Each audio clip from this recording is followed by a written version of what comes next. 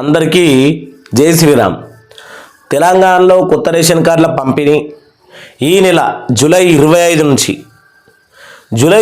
నుంచి ఆగస్టు 15 వరకు పంపిణీ. కానీ నాకు తెలిసిన విషయం ఏంటంటే పౌర సరఫరాల శాఖ అధికారులు చాలా వీక్గా ఉన్నారు, డల్గా పనిచేస్తున్నారు అనేదానికి ఇదే నిదర్శనం. కలెక్టర్ ఆఫీసులో కట్టలు ఫైల్ పెండింగు, ఎంఆర్ఓ ఆఫీసులో కట్టలు ఫైలు పెండింగ్లో ఉన్నాయి. ఇప్పటి వరకు ఇంకా కొంతమంది రేషన్ కార్డులు లిస్టులో ఉన్న, అంటే రేషన్ కార్డు మనం డిలీట్ చేసుకొని అప్లై చేసుకున్న వారికి ఇంకా రేషన్ కార్డు రాకపోవడం. ఈ రేషన్ కార్డులు రాని ఏడలా కూడా ఎవరికైతే రేషన్ కార్డుల లిస్ట్ పేరు వచ్చిందో ముందస్తుగా వాళ్ళందరికీ రేషన్ కార్డులు పంపిణీ చేస్తామని తెలంగాణ ప్రభుత్వం ప్రకటించడం జరిగింది. మనకు అప్డేట్ కూడా ఇవ్వడం జరిగింది.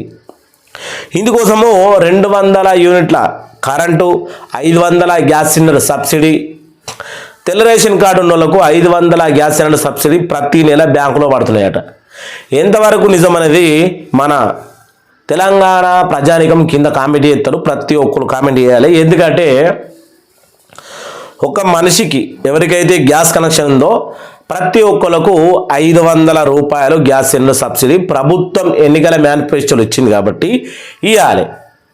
అది వాళ్ళు ఇచ్చిన మాట, కానీ ప్రజల దాకా చేరుతలేదు. గ్యాస్ సిలిండర్ సబ్సిడీ అసలు ఎవరికి పడతలేదు అనేది ముమ్మాటికి నిజం. ఇప్పుడు కొత్తగా రేషన్ కార్డులు తీసుకుంటున్న వాళ్ళకు ప్రజాపాలన దరఖాస్తు అనేది పెద్ద యమపాశంగా మారింది. ప్రజాపాలన దరఖాస్తులో అప్పుడు మనకు అంతగానం తెలియదు. చాలామంది మొన్న ప్రజాపాలన గురించి వీడియో పెడితే కూడా కింద కామెంట్ చేయడం జరిగింది. ప్రజాపాలన దరఖాస్తులో నీకు రేషన్ కార్డు కావాలన్నా టిక్ పెట్టుకో, నీకు గ్యాస్ సిలిండర్ సబ్సిడీ కావాలన్నా టిక్ పెట్టుకో, ఇంకేంటి మన ఏదైతే మనకు 200 యూనిట్ల కరెంటు ఉచితం కావాలన్నా టిక్ పెట్టుకో, ఇందిరా మిల్లు కావాలన్నా టిక్ పెట్టుకో, ఇలా నిరుద్యోగ అభివృద్ధి కావాలన్నా టిక్ పెట్టుకో, రైతు భరోసా కావాలన్నా టిక్ పెట్టుకో, ఇలా అందరికీ ఆ టిక్కులు ఉన్నాయి. కానీ కొందరికి నాకు మీటర్ లేకపోయే, అందరం పొత్తులనే ఉంటుంది, నేను మీటర్కి ఎట్లా టిక్ పెట్టుకోవాలి అంటే ప్రజలకు అమాయకత్వం. ఇది ముందస్తుగా రాబోయే 5 సంవత్సరాలు ప్రజాపాలన మాత్రమే పనిచేస్తుందని అప్పటికి ఎవరికి తెలియక టిక్కు పెట్టలేరు, అట్టిగా రెడ్స్ పెట్టేసారు. సరే ఉమ్మడి కుటుంబంలో ఉన్నాము, వాళ్ళ అమ్మ పేరెట్నో నాయన పేరెట్నో ఉండే మీటర్కు టిక్కు పెట్టేసారు, అయిపోయింది. ఇప్పుడు ఇంట్లో ఉన్న 3 అన్నదమ్ముళ్ళు అలాగలాగా రేషన్ కార్డులు వచ్చేసరికి ఓన్లీ వాళ్ళ అమ్మ పేరు మీదనే ప్రజాపాలన ఉచిత కరెంటు టిక్కు చూపిస్తూ ఉంది ఎంపీడీఓ ఆఫీస్లో. మరి 3 అన్నదమ్ములు ఏం కావాలంటే కరెంటు బిల్లు కట్టాల్సిందే ఖచ్చితంగా. ఎన్ని రోజులైతే ఈ గవర్నమెంట్ అధికారంలో ఉంటుందో అన్ని రోజులు వీళ్ళు కరెంటు బిల్లు కట్టాలి. ఇగో మనకు వచ్చిన కామెంట్ కూడా ఉంది. సోదరులారా, 33 జిల్లాల్లో ప్రజాపాలన దరఖాస్తు ఎవరెవరిని అంటే వచ్చిన అధికారులు కరెక్ట్గా చెప్పిన ఉంటే ఈ సమస్య ఎంత పెద్దది కాకపోతుండే. ఏమైపోయిందంటే వచ్చిన అధికారులు ఎవరు కూడా స్పష్టంగా మీరు ప్రజాపాలన దరఖాస్తులో రాబోయే ఫ్యూచర్ కోసం కాబట్టి మీరు ఖచ్చితంగా టిక్ పెట్టుకోవాలని ఏ అధికారులు చెప్పకపోయేసరికి ఇక్కడ ప్రజలందరూ ఏమనుకున్నారంటే అరే ఇప్పటి మందమే కావచ్చు అని చెప్పేసి ప్రజాపాలన దరఖాస్తులో అందరూ టిక్ పెట్టుకోక గ్యాస్ సిలిండర్ సబ్సిడీ లేదు, రేషన్ కార్డు, కొందరికి రేషన్ కార్డు టిక్కే లేదు, రేషన్ కార్డు లేదు, అలాగే ఏదైతే 200 యూనిట్ల కరెంటు లేదు, ఇందిరమ్మ ఇండ్లు లేవు, ఇసొంటోళ్ళు బొచ్చడి మంది ఉన్నారు. మరి ప్రభుత్వం ఏమంటా ఉంది, రేషన్ కార్డుల పంపిణీ చేస్తా అంటా ఉంది. రేషన్ కార్డుల పంపిణీ కోసం రేషన్ కార్డులు వచ్చినాయి ఆల్రెడీ. ఏ విధంగా వచ్చినాయి ఏం కథ అనేది అదంతా సస్పెన్స్. ఎందుకంటే ప్రభుత్వము అధికారికంగా ప్రకటించి అధికారికంగా కొన్ని జిల్లాల్లో పంపిణీ కూడా చేస్తూ ఉంది. కానీ అన్ని జిల్లాల్లో ఇంతవరకు రేషన్ కార్డు ఏ మాదిరిగా ఉంటుంది ఏం కథ అనేది ఎవరికి తెలియదు. ఇప్పుడు ఈ అప్డేట్ చూద్దాము, దీని గురించి తెలుసుకుందాం. ఇగో కొత్త రేషన్ కార్డుల పంపిణీ ప్రారంభం. మన గృహజ్యోతిలో కనుక ఇప్పుడు నేను చెప్పినట్టు ప్రజాపాలనలో ఉంటే ఉచిత కరెంటు 200 యూనిట్లు లేదా టిక్కు మార్కు లేదా బిడ్డ యాది పెట్టుకో కరెంటు బిల్లు ఖచ్చితంగా కట్టాల్సిందే. ఇది తెలంగాణ ప్రజాపాలన దరఖాస్తు యొక్క ఇక ఆగస్టు 15 వరకు మహిళ ఇంటి పెద్దగా గుర్తించే రేషన్ కార్డులు ఇవ్వబోతుంది ప్రభుత్వం. అయ్యో కొత్త రేషన్ కార్డుదారులకు బంపర్ ఆఫరు. ప్రభుత్వం తాజా నిర్ణయం. తెలంగాణలో కాంగ్రెస్ ప్రభుత్వం అధికారంలోకి వచ్చిన తర్వాత వచ్చిన తర్వాత రేషన్ కార్డుల ప్రక్రియ పైన దృష్టి సాధించింది. ప్రజాపాలన గ్రామ సభల్లో పాటు మీ సేవ కేంద్రాల్లో కొత్త రేషన్ కార్డుల కోసం దరఖాస్తులు స్వీకరించింది. ప్రజాపాలనతో పాటు ఇక తెలంగాణలో కాంగ్రెస్ ప్రభుత్వం అధికారంలోకి వచ్చిన తర్వాత ప్రజాపాలన స్వీకరించింది. ప్రజాపాలన గ్రామ సభల్లో పాటు మనకు మీ సేవ కేంద్రాల ద్వారా స్వీకరించింది. ఇందులో దరఖాస్తులు స్వీకరించింది. అధికారులు సర్వే నిర్వహించి అర్హులైన వారిని గుర్తించి కొత్త రేషన్ కార్డుల ప్రక్రియను పూర్తి చేశారు.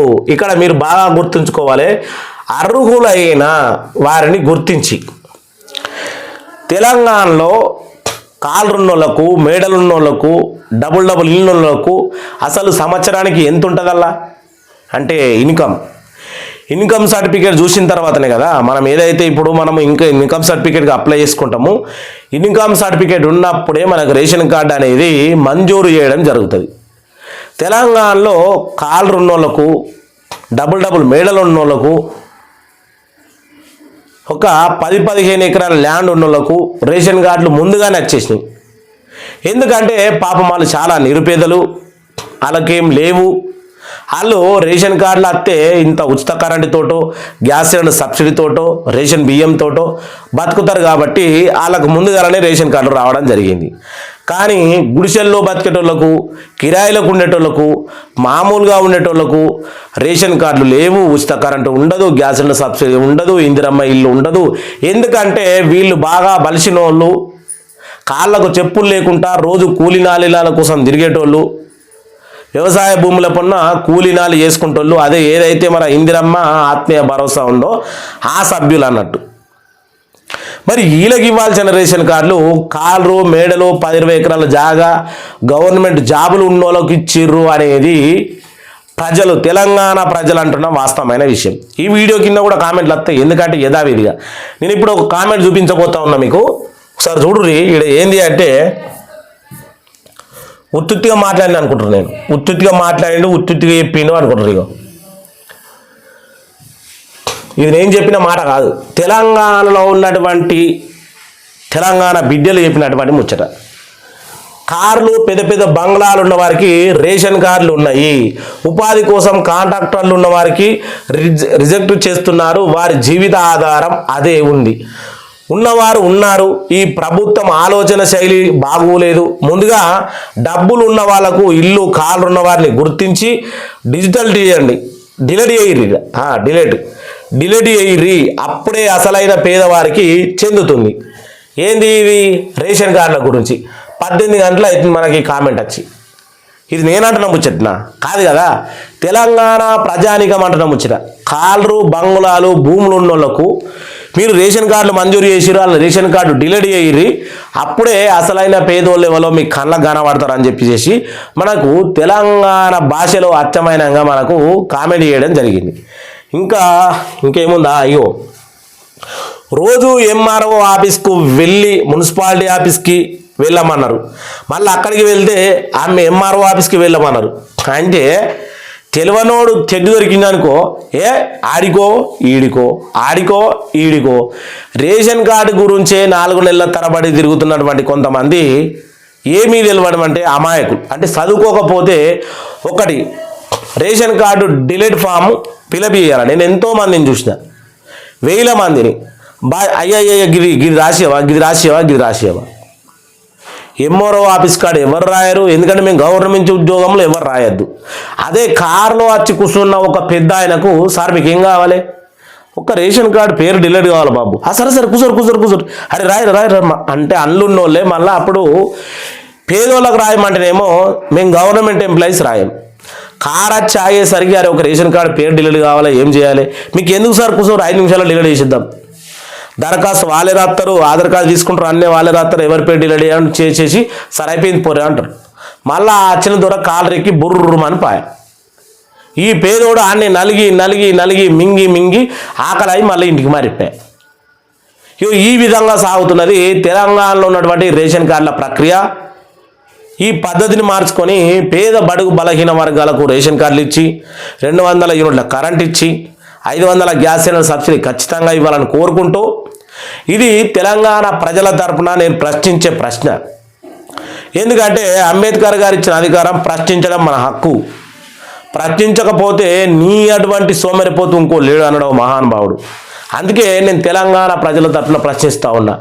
నా ప్రశ్న మీ ప్రశ్న అనుకున్న ప్రతి ఒక్కరు మన ఛానల్ సబ్స్క్రైబ్ చేసుకొని ఇటువంటి వీడియోలు ఇంకా కావాలంటే భవిష్యత్తులో చాలా వస్తాయి, రోజుకు కొన్ని చొప్పున. కాబట్టి అందరికీ జై శ్రీరామ్, ప్రతి ఒక్కరికి జై జై శ్రీరామ్. ప్లీజ్ సబ్స్క్రైబ్, అలాగే గ్రూపులలో షేర్ చేయరి.